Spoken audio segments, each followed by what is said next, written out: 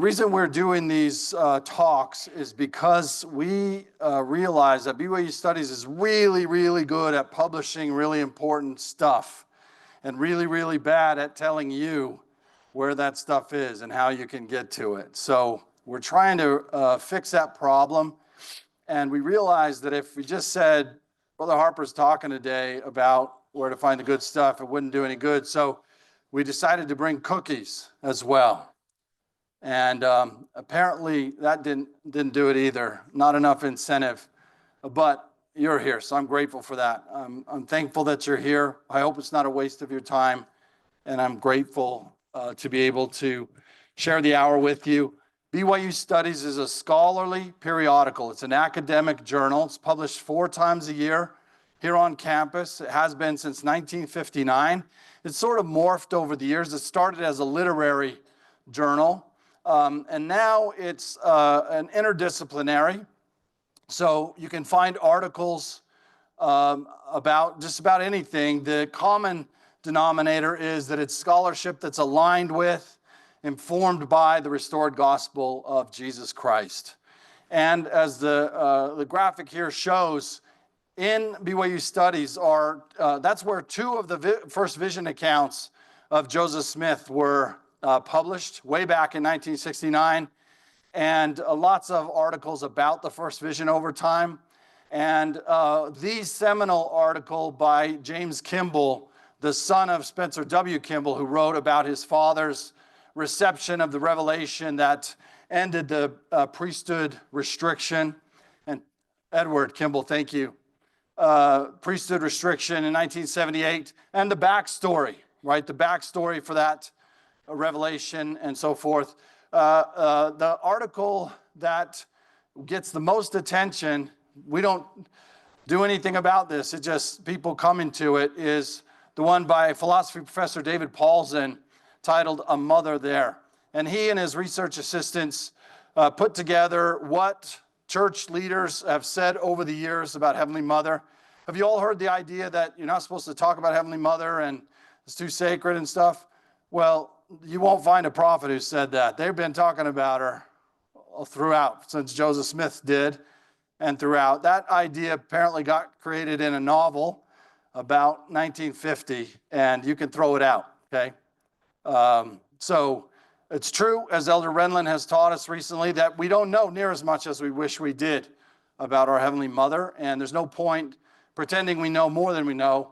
But it's also the case, as this article demonstrates, that there's been a lot said and taught, and especially testified of, that we are the children of heavenly parents.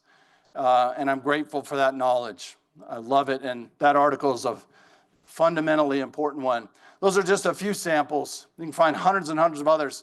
This is Joseph Smith's journal entry it's a November 1835 journal entry, and this includes one of the accounts of the first vision in the historical record. You can see maybe right here, he says, I knew not who was right or who was wrong, and I considered it of the first importance that I should be right in matters that involve eternal consequences. And that's what I want to talk about today. Do you feel the same way? Do you consider it of the first importance, the highest priority, that you should be right in ultimate things, matters that involve eternal consequences? If you do, then I hope that this hour will serve you well. I feel that way. I've spent my life working hard to be right about matters that involve eternal consequences, and it's a mystery to me how people can go through life and not have that be of the first importance to them. That's most people. I'm the weirdo, I get that, right? But thankfully a room full of fellow weirdos to make me feel better about myself here. You're an oddball if you considered of the first importance that you should be right in matters that involve eternal consequence, and if you then dedicate your life to that quest for truth, for divine knowledge. And I invite you to get on and stay on that quest. Here is a piece from Reddit, and it is hard for me to look at a piece like this and not find very many capital letters at the beginning of sentences and stuff. I mean, is hard. I know that's the way it goes. And I admire those of you who can read this. You might think, well, Brother Harper, I can't read that and I don't want to. I'd rather shove a needle through my eye than read that handwriting. That's how I feel about this, right? The way you guys do it is like mysterious to me. The spelling, the unique capitalization, and it's hard on my brain. But I think it says, all right. So I know there's probably lots of apologetics out there on this, but sometimes it's too tiring to read through articles to try to form opinions of my own on things. So I'm going to ask y'all. Anyways, the contradictions, quotation marks, right, signaling to us that they're not necessarily buying the argument out contradictions, but they want to talk about that. And omissions between the multiple first vision accounts don't bug me except for one thing I'm trying to understand. If I'm not mistaken, the first recording of the first vision account was recorded in 1832. That is correct, and says that Joseph only saw the Lord. No, it doesn't say that necessarily, Jesus Christ, but doesn't mention God the Father. I'm quite sure that the other three official recordings of the first vision all include Joseph seeing both the Father and the Son. Lots of people think this and think, how on earth could he just forget that he saw God the Father? I definitely don't think Joseph forgetting is the case, so if you get forgotten, I'll let you go ahead on down to the end. This, by the way, is, I don't know where that goes. I think it goes to the 1832 account of the first vision on Joseph Smith Papers. So if you did have time to consider it of the first importance that you should be right in matters that involve eternal consequences, and you wanted to start with the historical record, instead of read it, if you wanted to actually go to Joseph Smith's 1832 account of the first vision, you could use that little code in the bottom and it would take you there, okay? If you're too busy, then repent, okay? I don't understand. I can't figure that out. Sometimes it's too tiring to read through articles to try to form opinions of my own, and so I'm going to ask y'all, wow,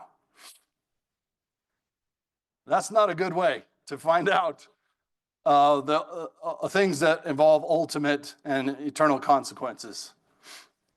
No offense.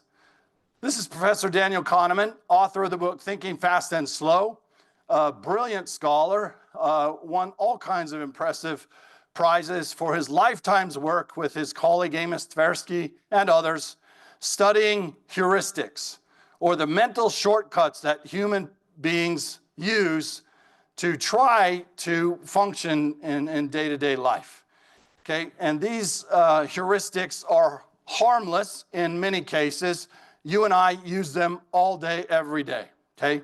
A heuristic is answering a complex question by just replacing it with a simpler question and then kind of a default answer. So, for example, in the book, they talk about asking groups of 100 people if they're an above average driver.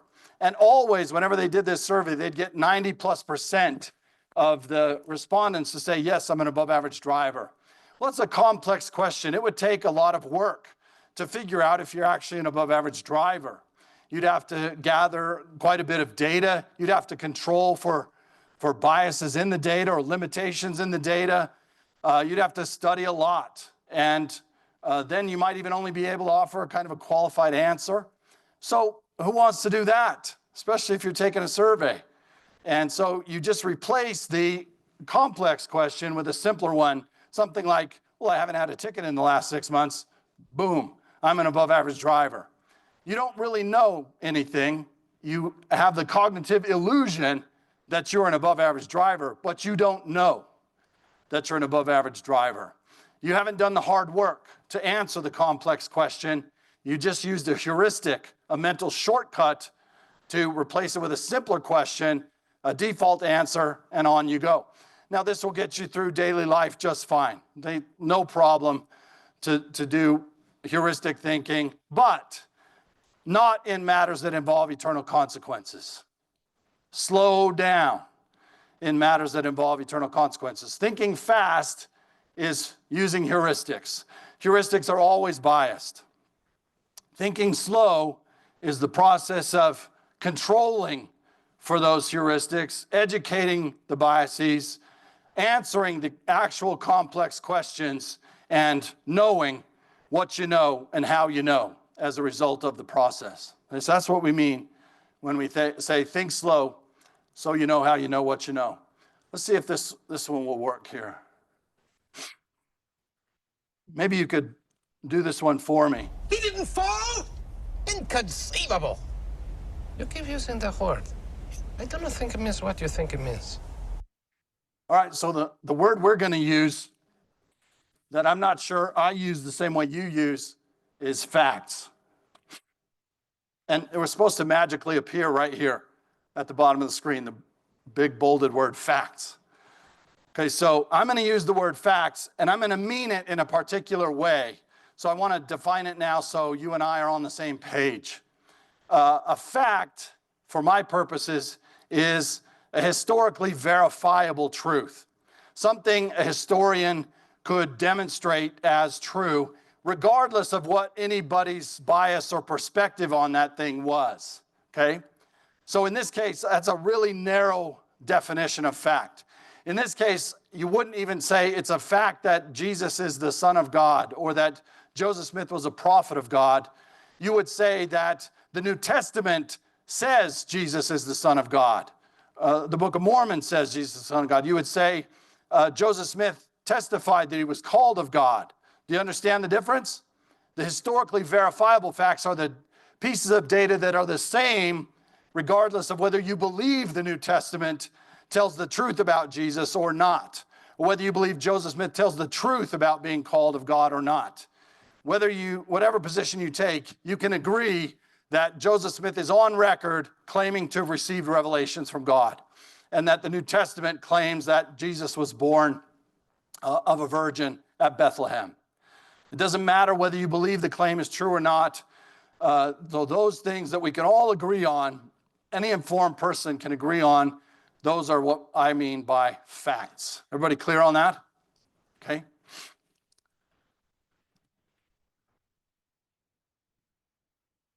I might need help, Derek.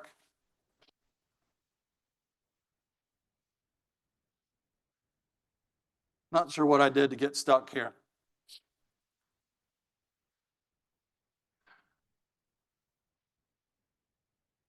I am of the opinion, separate from, oh, there it is. We can go to the next one. Separate from fact, that you can learn most of the truths you need in life by watching The Princess Bride a lot and reading Harry Potter, okay? Including that love, especially a mother's love, conquers evil, right? And true love. You think this happens every day? Those are some of the important things to consider. A fact is short for a historically verifiable truth. It's the same regardless of a person's perspective, their bias, or their interpretation. For example, it's a historically verifiable fact that Joseph Smith is listed as the author and proprietor of the 1830 edition of the Book of Mormon. It is not a historically verifiable fact that because Joseph is listed as the author and proprietor of the Book of Mormon, he did not translate it by the gift and power of God. Facts are distinct from assumptions, interpretations, and narratives. An assumption is something a person accepts as true without evidence, analysis, or proof. It's a result of fast thinking. Assumptions are not knowledge, but we often mistake them for knowledge. They masquerade as knowledge in our minds. And I'm encouraging you to learn to identify and to interrogate your assumptions rather than treating them as if they were knowledge. An assumption, the way I'm going to use that word is something that's uninformed by facts. I'm going to make a subtle distinction between an assumption and an interpretation. We could use those words interchangeably, but I'm going to use them on purpose. When I say an assumption, I mean something that you assume is true but don't know is true, and it's not very well informed at all by facts.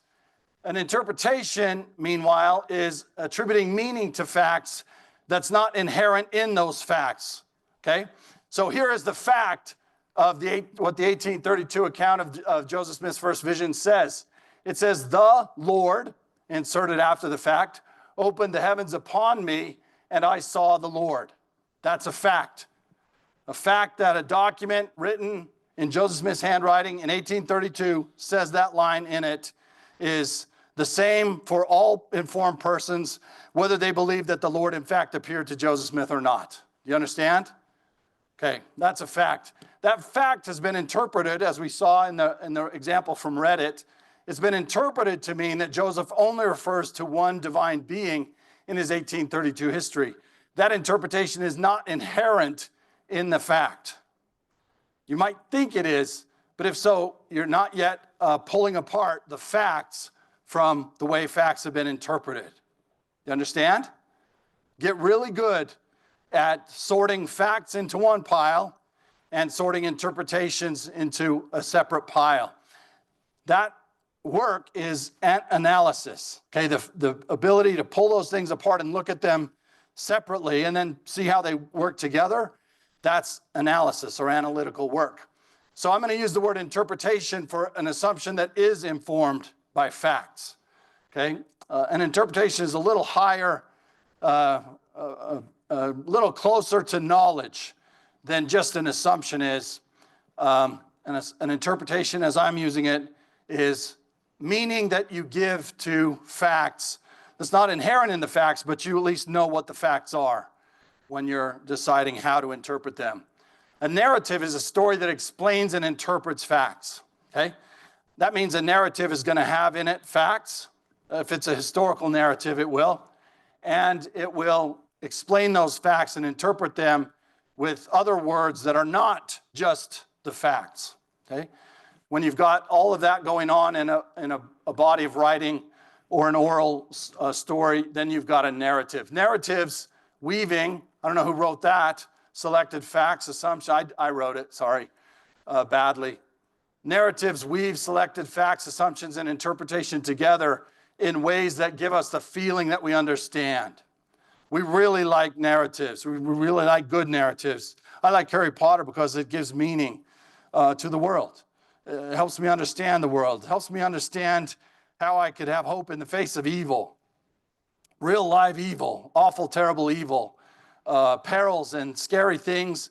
I could believe that love, especially a mother's love, will ultimately conquer evil. I like that story a lot. It's a narrative that gives meaning to facts as I experience them in the real world. And so I like it. I pick and choose the narratives that do the work of explaining the world to me, for me, okay? There are all kinds of narratives to pick from, and you and I get to pick the ones that we like best. The ones we like best are the ones that do the work in our lives of explaining the world that we experience to us in the most intelligible ways, okay? Thinking slow includes analyzing narratives by disentangling the facts and the assumptions and the interpretations that those narratives are made from. Let's do a little quiz here. Joseph Smith testified that two divine beings answered his prayer in 1820. That's the editors in the room. I'm super self-conscious now. My editors are here, and I'm like, they've already found 6 errors in that statement. I feel super worried about it. But do you get the idea?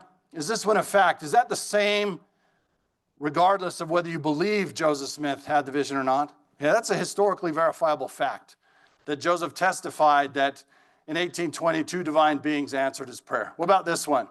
He must not have seen a vision in 1820, or he would have written about it at the time. That's an assumption. It might be right, but it might not be right. And it would be a thinking way too fast for us to just default that it's right. We wouldn't know that. We would have the cognitive illusion that we knew something that we didn't actually know. President Nelson announced in 2019 that church will last for 2 hours. That's a fact. If Jesus was leading the church, there would not be so many changes. That's an assumption. That's an interpretation of facts, but it's not the same as a fact. The scriptures present prophets and apostles as fallible human beings that were called of God. That's a fact. God doesn't allow prophets to make errors. That's an assumption. You guys see how it works? And any given Reddit post, etc., do you see that you're going to have a jumble of this stuff? A mix.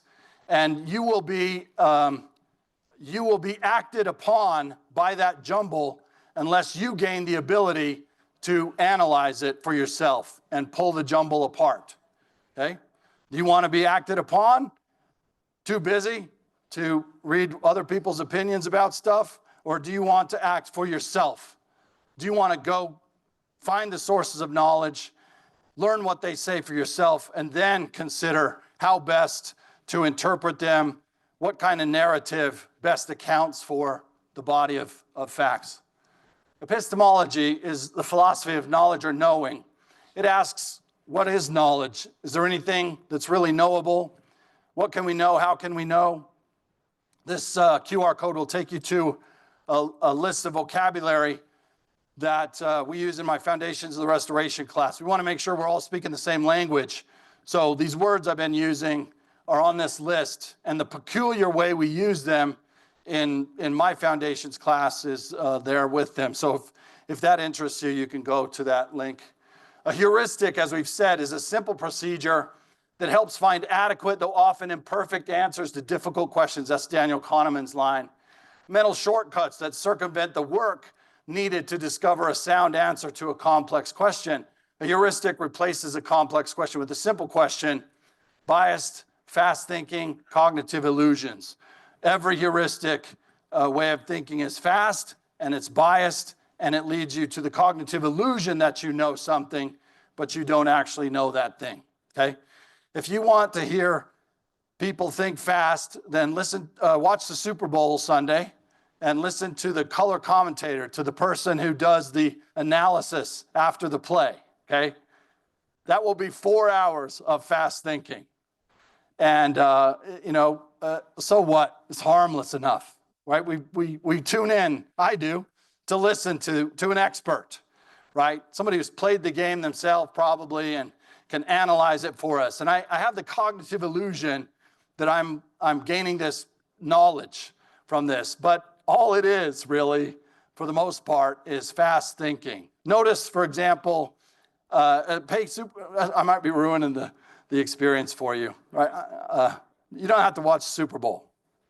If you're a conscientious objector or just have other things to do or whatever else, that's fine.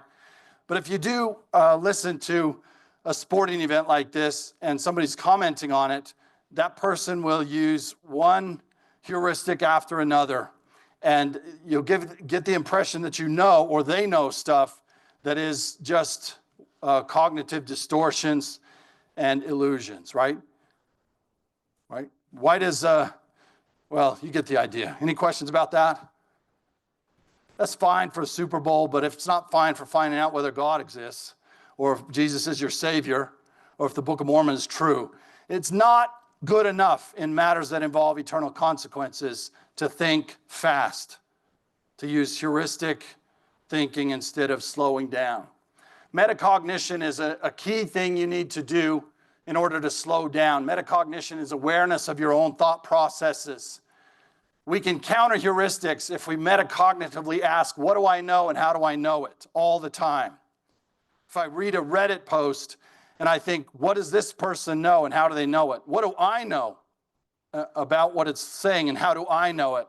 And then that was just the beginning of disentangling everything, figuring out what the facts of the matter are and putting them in this pile, and figuring out what's being assumed here and putting that in this pile, and so forth. Then I'm slowing down because I started with a metacognitive effort to think slow. If you're not metacognitive, you're not thinking slowly enough. Ask every source of knowledge, what does it know? And how does it know? That's a metacognitive exercise. A source is a location of knowledge. And primarily for my purposes, when I say a source, I mean a historical document related to the Restoration or to American history or to the history of Christianity. Primary sources know. A primary source knows what it's claiming. Now, it might be subjective knowledge. Unless it's coming from God, I can't imagine any other kind. But it knows. If Joseph Smith says, I saw two personages, he's the source of that knowledge. Okay? Now, a secondary source knows what they heard. Sorry, I keep getting the wrong button. So Oliver Cowdery knows what Joseph experienced at the hill the first day he went there and met the angel there because Joseph told him. So Oliver has heard Joseph say this, right? So at the beginning, unless he's got a revelation that confirms it, Oliver doesn't know that Joseph met the angel at the hill and he wouldn't let him have the plates. He just knows that he heard Joseph say that that's what happened. Do you understand? It's important that you learn the nature and limits of sources. Tertiary sources know what they heard that someone heard. You see? The further down you get, what happens to the quality of our knowledge? Okay? The farther we get from the source of knowledge, the lower the quality of the knowledge. Charles Walker wrote a journal entry in 1893 in St. George about hearing an old man named John Alger testify that when he was a kid in Kirtland, Ohio, he heard Joseph Smith tell the story of the first vision. And Joseph said, God touched me on the eye. And Joseph used his hand and touched himself as he told the story. Do we know that God touched Joseph on the eye in the sacred grove? No. Do we know that John Alger knew that God touched Joseph on the eye in the sacred grove? No. What we know is that Charles Walker wrote a diary entry in 1893 that said he heard John Alger say that he heard Joseph Smith say that God touched him on the eye. We don't know anything other than what we heard that someone heard, in other words. Got it? What do you know? How do you know it? Get good at identifying what you know and how you know. Get good at source criticism. That's critical thinking about the nature and limits of a source. Ask every source of knowledge, what does it know and how does it know? And absolutely essential sources of knowledge of the foundations of the restoration are accessible to you at these sites. josephsmithpapers.org with criticism. In other words, almost all the documents featured there, you have a very high quality image of the actual document. You have a facsimile transcription of the document, and it's footnoted and it's analyzed. You have a source note that tells you this is how big this piece of paper is. This is what the paper's made out of. This is what the ink on the paper is made out of. This is when the paper was created. This is the kind of book it's in. This is when the document was written. And then you've got a historical introduction, right, that tells you the story of this document and where it's been and why, why it was written as best that the historians can tell. So that's what I mean with criticism. I could spend the rest of my life on josephsmithpapers.org and have a very fulfilling existence. I spend probably 15 hours to 20 hours a week on that website, and it is time well spent, okay? I'm not necessarily prescribing the same thing to you, but if you got a choice to go here or Reddit to find out the eternally consequential answers to your eternally consequential questions, choose wisely. Okay? Unless you don't have time for those kind of things. WilfredWoodruffPapers.org is another place where you get the images on one side of the page and transcriptions on the other, but not with the really good historical analysis. And same thing, Church Historians Press, what a wonderful bunch of documents are there, and Church History Catalog in a more raw form, right? The catalog is just you getting access to the raw documents themselves, not with transcriptions usually and so forth. But this is where you'll spend time if you want to know the answers to the questions about the foundations of the restoration that are eternally consequential. Hermeneutic is a method or theory of interpretation. I've got the glass of water here. I'm not going to tell you whether it's half full or half empty. That would be an interpretation, right? So the fact of the matter is, that's a picture of a glass with water in it. What does that fact mean? What should we assume about it, if anything? Nothing. How should we decide to interpret it? Well, that is going to tell us a lot more about ourselves than about the fact of the picture with the glass with the water in it. Why and how do you decide what facts mean? The answer to that question, the principles and truths or assumptions or whatever they are that guide that answer to that question, that is your hermeneutic, okay? Professor Richard Bushman, who is a faithful scholar of the restoration of American history. He won the Bancroft Prize in the late 1960s for his dissertation, his doctoral dissertation. He published it, and that's like winning the World Series for an American historian. You guys know what the World Series is? The U.S. Open, I don't know. Take your pick. It's winning the biggest prize there is for your line of work. Okay? In other words, he's not a bumpkin. He's not a nincompoop. Before he ever got very involved in the history of the restored gospel, he was winning the biggest prize in American historical writing for his book, From Puritan to Yankee. He is highly regarded by his peers as a very fine historian. Listen, I tuned in the other day to a podcast, one of John Dehlin's Mormon Stories podcasts, where they were critiquing Professor Bushman and they were mocking him and laughing at him. I know from being in the same room with both of them in 2008 that relationship was different then, right? At that point, John Dehlin had respect for Richard Bushman, who was treating John Dehlin with immense respect.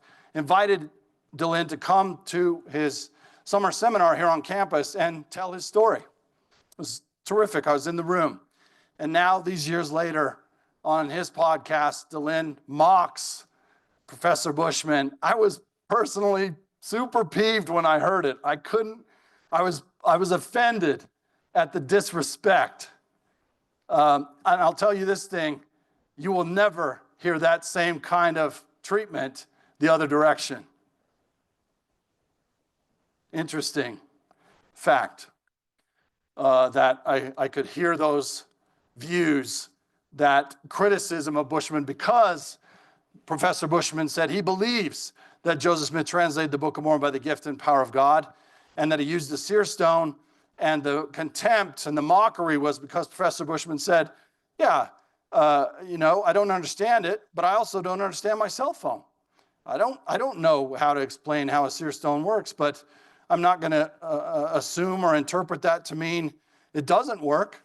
I don't understand how my cell phone works. And he made this analogy, and Dehlin and his fellows thought that was the silliest thing they'd ever heard, and they mocked Professor Bushman. Well, Dan Vogel is another scholar. He's a biographer of Joseph Smith as well. He is a non-believing biographer of Joseph Smith, and he takes a different approach to it. Bushman interprets the sources with faith in Christ, hope in Christ, and the love of Christ. He calls it the hermeneutic of trust. And this isn't just when he's doing work on the restored gospel. This is how Richard Bushman does his historical work regardless. If he's writing about Jonathan Edwards or Martin Luther or whoever else, he uses this same hermeneutic, right? He wants to understand people on their terms. He takes the sources at face value, meaning he doesn't necessarily believe everything anybody ever says in a historical source, but he believes that people are revealing who they are when they record their history, and that we should respect that. Okay? He's a critical, analytical thinker, and he chooses on purpose to use the hermeneutic of trust when he interprets a historical person. Dan Vogel takes a different approach, which Professor Bushman calls the hermeneutic of suspicion. It's a zero-sum approach, or the idea that a rational, informed person will inevitably come to the conclusion that Joseph Smith did not really see God or receive revelation. If you listen to Vogel, you will notice this pattern, right? He thinks it's just a matter of the facts. If you knew the facts, you would default to an interpretation that says there's no reality in God appearing to Joseph Smith or Joseph Smith translating the Book of Mormon by the power of God. That is as clear as it can possibly be to anyone who knows the facts. Can you see what problem I have with that? This assumes that Professor Bushman is ignorant. He's not ignorant, nor are the editors of the Joseph Smith papers. Kathleen Flake, right, who recently retired as the Richard Bushman Professor of Latter-day Saint Studies at the University of Virginia. She knows her facts, right? It's simply, it doesn't explain the facts of the matter to me. To have Vogel say, if you just knew the facts and had a rational brain, you would arrive at the same conclusion I arrive at. That is demonstrably not the case, unless you decide that rationality is entirely defined subjectively, and my definition is the only definition, right? It's a circular argument if you do that. A rational person concludes that the restoration is false. How do you know? Because by definition, anyone who concludes the restoration is true is not rational. Do you understand? I decide I'm not going to let him define the terms for me. I like a different epistemology than Brother Vogel does. I like the one prescribed in Moroni chapter 10 for myself. In this document and elsewhere, this is the one we started out with. Joseph Smith models a hermeneutic in which metacognition leads to an intentional epistemology that transcends heuristics. That's the takeaway lesson for today. Just kidding. You don't have to remember those words or remember what they mean, okay? But it is true. In this document, Joseph Smith models a method, a theory, in which his awareness of his own thought process leads to a choice about knowing. And that way that he chose to come to know transcended heuristics. He got past thinking fast by slowing down, deciding it was of first importance that he should be right in matters that involve eternal consequences, and then deliberately and very slowly going about the process of finding the answers to his eternally consequential questions, right? I knew not. First thing he tells us is, I don't know.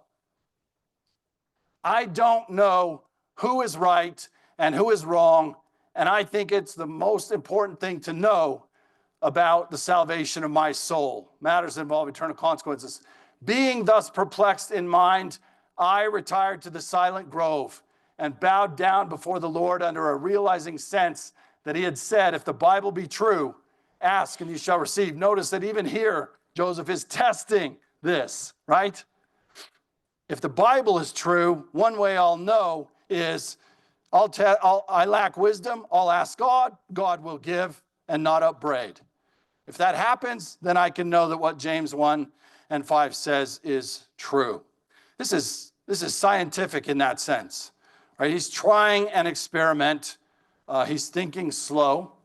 If the Bible be true, ask and you shall receive, knock and it shall be opened, seek and you shall find. And again, if any man lack wisdom, let him ask of God, who giveth to all men liberally and upbraideth not. Information was what I most desired at this time. What a delightful contrast to the Reddit statement we opened with, right?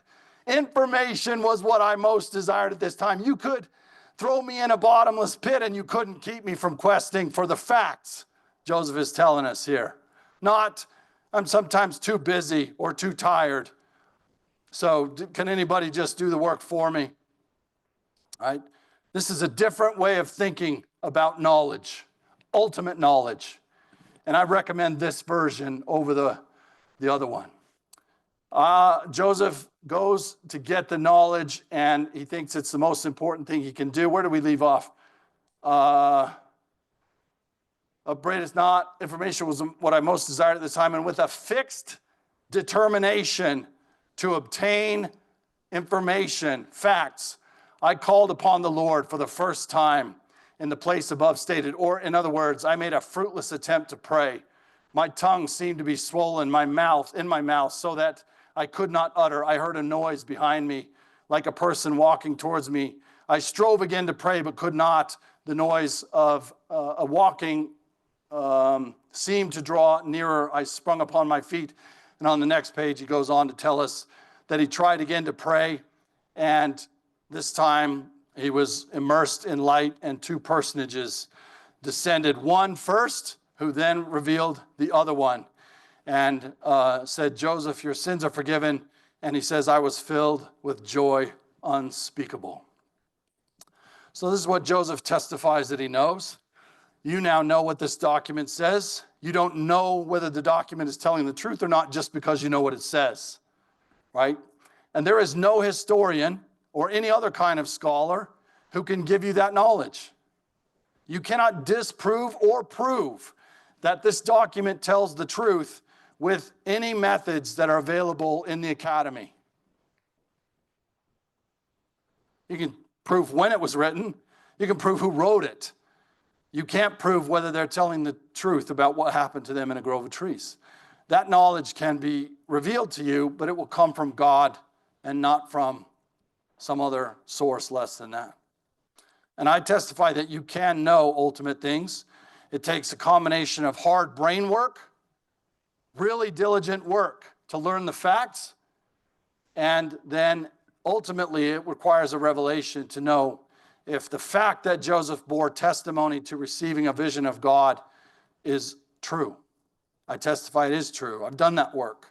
I'm going to continue to do that work for the rest of my life. It is of the first importance that I should be right in matters that involve eternal consequences. I invite you to join the quest and stay on the quest. You don't need to hurry. There's no rush. You don't have to be done by next week. Okay? And you don't have to kill yourself. You got studies to do and other things to do. I understand that. You don't have to spend every minute of every day doing this. Just don't get lulled into that fast thinking pattern where you think you know things you don't know. If you do, that will set you up to have someone come along and prove to you that you don't know what you thought you knew. And if you are mistaking your assumptions, etc., or other people's interpretations, etc., for testimony, for rock solid bedrock, and then somebody yanks that out from under you, it gives you the sense of being disillusioned. That does not happen to people who thought slow in the first place. Have you noticed that? That has not happened to Professor Bushman. He's about 90 now. It's not happened to him. He tells often the story about going to Harvard and confronting the need to think about these things really seriously for the first time. He learned to think slow then and there, and he's been doing his whole life, and nobody's rocked his world. He spoke on this campus in the 80s when the world was rocked by what then seemed to be this string of brand new documents that proved that Joseph Smith was involved in the occult, in treasure digging magic, et cetera, and showed that that was the right way to interpret the Restoration, not this way that you and I do it today. So Bushman spoke on campus here. He had just published his book, Joseph Smith, The Beginnings of Mormonism, and he was as cool-headed as could be.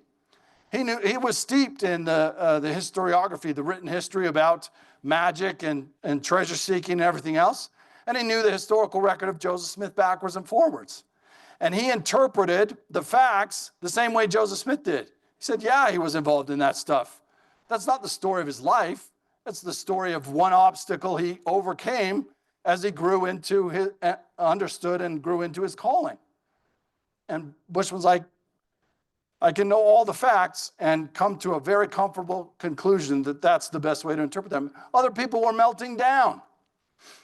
And in October 1985, the person who wrote those documents killed 2 people and nearly accidentally killed himself. And the people started investigating. The investigators figured out he was the forger. The documents were fake.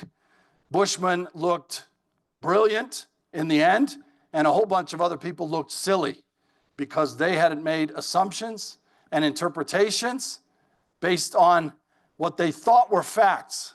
What they knew is there's a new document that says that Joseph Smith found a salamander at the hill who turned into a man and hit him over the head and said, I tricked you again.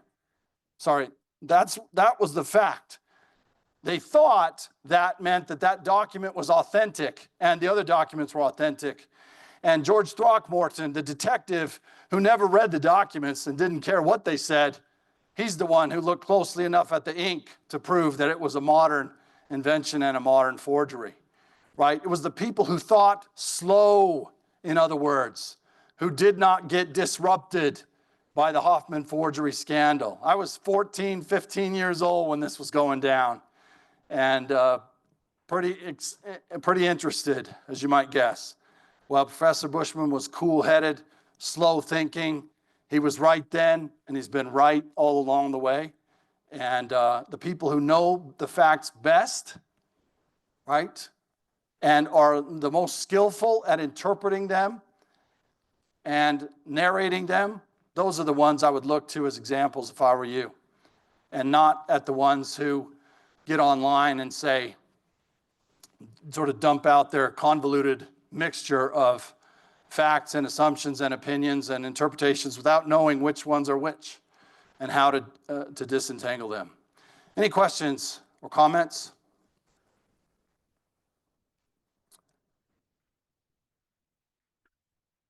I think we'll stop with declarative questions. One of the many ways you need to learn to think slow is to identify declarative questions in yourself and in others. The fallacy, this is another Pulitzer Prize-winning historian, not a Latter-day Saint, but he says the fallacy of declarative questions consists in confusing a question, an actual question, with a declarative that's just masquerading as a question. It violates a fundamental rule of question framing, which requires that a question has to have an open end, which will allow a free and honest choice with minimal bias and maximal flexibility. This is from the early pages of Dan Vogel's biography of Joseph Smith, and it's a perfect example of a declarative question. When Smith fails to mention foundational visions until years after the event and then gives conflicting and anachronistic or out of historical order accounts of them, how certain can one be that he relates events as he experienced them at the time? That's not really a question. That's a declaration, and it's a biased one. And the rest of the book is based on, this is hubris, in my opinion. The rest of the book is based on Vogel saying, Joseph Smith doesn't tell you what actually happened, I will. Right? He puts himself there. If you read the first page of Professor Bushman's biography, he says, there's no way for me to access the past except through the subjective records of the people who lived the past. All I can do is read their records and then present them to you with the best informed interpretation I can find. That's a humble and skillful historical work. Vogel's, by contrast, says, Joseph is lying to you. I will tell you the truth. To which I wonder, how? How will you do that? How are you going to access the true past with the historical records you have are the same ones Professor Bushman has?